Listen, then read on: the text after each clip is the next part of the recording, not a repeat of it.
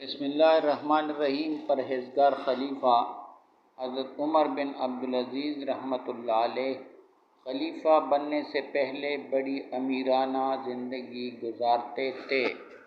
ان کا لباس بہت ہی قیمتی ہوتا تھا اور جس لباس کو ایک بار پہنتا تھا اسے دوبارہ نہیں پہنتا تھا۔ خوشبو اتنی عمدہ استعمال کرتے تھے کہ جس راستے سے گزرتے وہ مہک اٹھتا، لیکن جب خلیفہ بنے تو یہ چیزیں خواب و خیال ہو گئی۔ معمولی کپڑے کا صرف ایک جوڑا اس کے بدن پر ہوتا تھا، اس میں بھی پیوند لگے ہوتے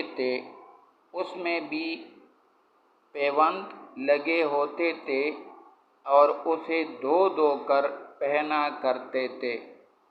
ایک دن جمعہ کی نماز میں دیر سے پہنچے، کسی نے وجہ پوچھی تو فرمایا خادم کپڑے کو دھونے لے گیا تھا اور ان کے سوا دوسرا کپڑا نہ تھا۔ خلافت ملنے کے بعد دوسرے کھانے چھوڑ دیے تھے، معمولی غذا کھاتے تھے، وہ بھی کبھی پیٹ بھر کر نہیں کھائی۔ ایک دن گھر کے ملازم نے شکایت کی کہ ہر روز دال کھا کھا کر تنگ آ گیا ہوں۔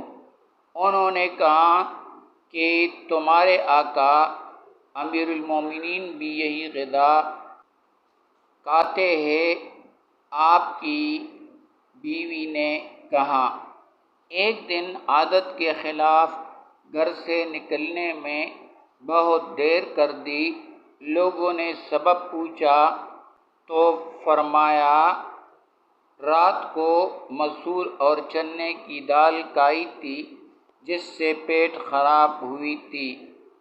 ایک شخص نے کہا، امیر المؤمنین، اللہ پاک نے فرمایا ہے کہ ہم نے تم کو جو کچھ دیا ہے ان میں اچھی چیزیں کھاؤ۔ انہوں نے فرمایا تم نے اس کے الٹے معنی لیے۔ اچھی چیزوں کا مطلب حلال طریقے سے حاصل ہونے والی روزی، نہ کہ لذیذ کھانے۔ کبھی کبھی تو روٹی کے سوکھے ٹکڑوں اور زیتون کے تیل کے علاوہ اور کوئی چیز نہیں کھاتے تھے اور بیوی بچے بھی یہی غذا کھاتے تھے۔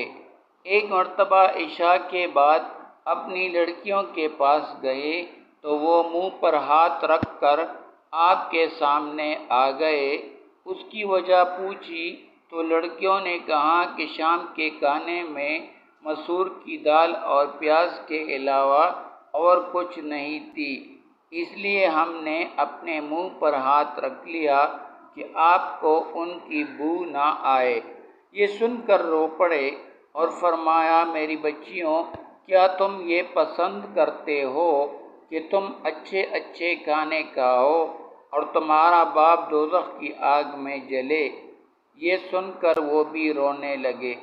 ایک دن عید الفطر سے چند دن پہلے حضرت عمر بن عبدالعزیز رحمۃ اللہ علیہ کی اہلیہ نے کہا کہ عید کے دن سب لوگ عمدہ لباس پہنیں گے لیکن ہمارے بچوں کے ساتھ معمولی کپڑے ہیں۔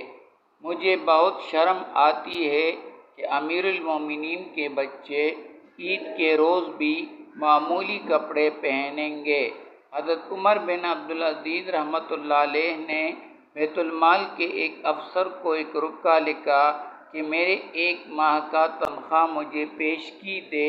اس نے رکا کی پچھلی طرف یہ الفاظ لکھ کر واپس بھیج دیا، امیر المومنین، آپ کو یقین ہے کہ آپ 1 ماہ زندہ رہیں گے؟ یہ الفاظ پڑھ کر حضرت عمر بن عبدالعزیز رحمۃ اللہ علیہ رونے لگے اور بیوی سے کہا، ہمارے بچوں کو بہشت میں عمدہ پوشاک ملے گی، اس لیے یہاں عمدہ لباس کی ضرورت نہیں ہے۔ ایک مرتبہ ایک کنیز ان کو پنکھا جھل رہی تھی، پنکھا جھلتے جھلتے سو گئی۔ انہوں نے خود پنکھا لے لیا اور اس کو جلنا شروع کر دیا۔ اس کی آنکھ کھلی تو گھبرا کر چلائی۔